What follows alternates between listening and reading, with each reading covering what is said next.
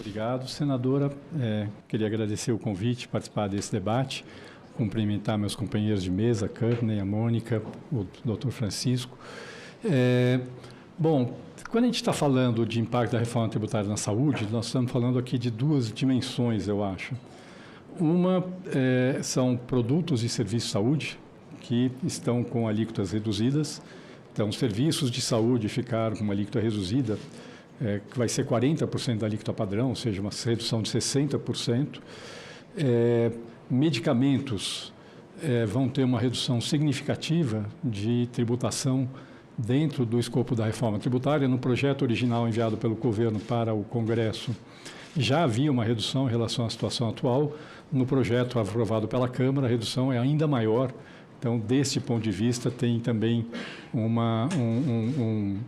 vamos dizer, uma tributação bastante reduzida no uso de serviços de saúde e de medicamentos. Alguns medicamentos vão ficar com alíquota zero, basicamente farmácia popular e algumas categorias, como medicamentos oncológicos e algumas categorias, e os demais medicamentos, todos pelo texto aprovado na Câmara, vão ficar com a redução de 60% da alíquota. No caso, essa é uma dimensão do impacto da reforma tributária sobre a saúde. A outra dimensão, que eu acho que é o foco mais do debate aqui hoje, tem a ver muito com a tributação de alimentos. E aqui nós temos, dentro do desenho da reforma tributária, 3 categorias de tributação no âmbito do imposto sobre bens e serviços e da contribuição sobre bens e serviços. Alguns alimentos estão na cesta básica com alíquota zero, alguns alimentos com alíquota reduzida, ou seja, 40% da alíquota padrão, e alguns alimentos com alíquota cheia, que é a própria alíquota padrão. E, além disso, existe a discussão sobre o imposto seletivo como um tributo que tem explicitamente pelo texto constitucional o objetivo de desestimular o consumo de produtos nocivos à saúde e ao meio ambiente. Bom, quando a gente olha o desenho da reforma tributária, vamos olhar primeiro alimentos in natura e minimamente processados. Quando o governo mandou o projeto para o Congresso Nacional, adotou-se como uma referência para a elaboração dos produtos que estariam na cesta básica e com alíquota reduzida, a cesta básica do PIS/COFINS e todos os demais produtos in natura e minimamente processados que não estavam na cesta básica do PIS/COFINS.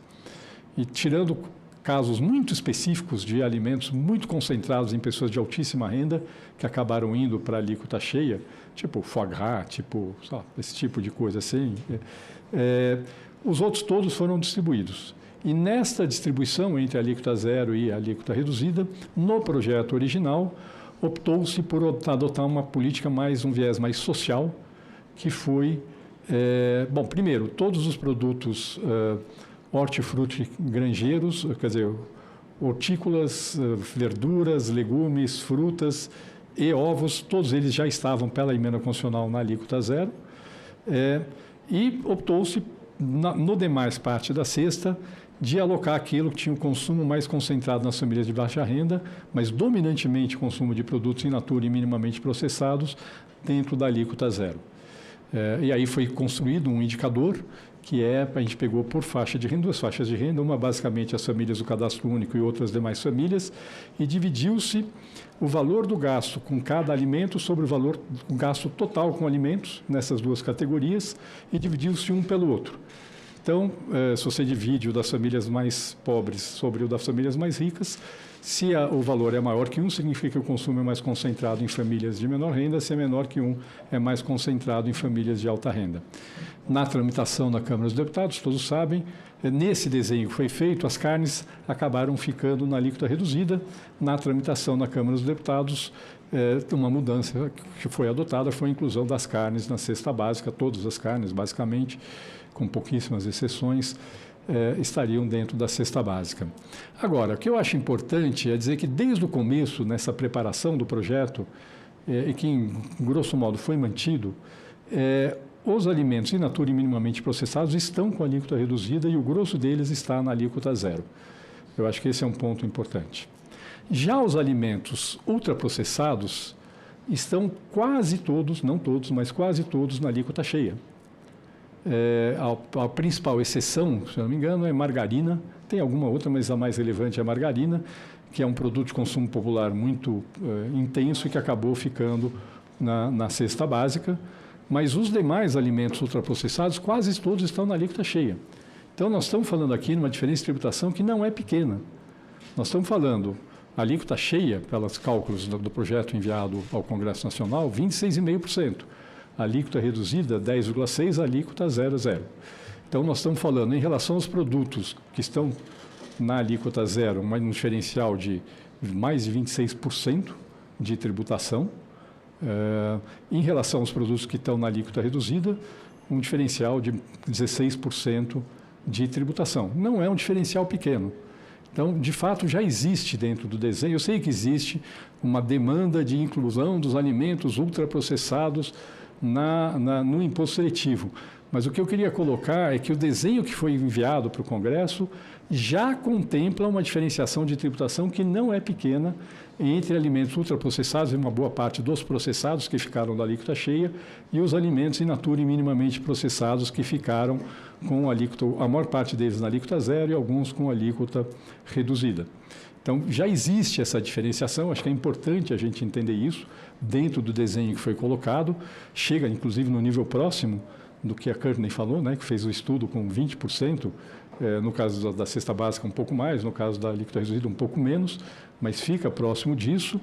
A gente sabe que houve essa discussão de incluir dentro do imposto seletivo, mas eu acredito que a diferença que já existe agora já é relevante. Pode-se até melhorar, talvez, esse desenho entre alíquotas do ponto de vista da saudabilidade, entre a alíquota zero, a alíquota reduzida, a alíquota cheia, é um tema que pode ser trazido, mas já existe essa diferenciação. Então, eu queria deixar claro que não é um tema que foi esquecido quando foi enviado o projeto para o Congresso Nacional.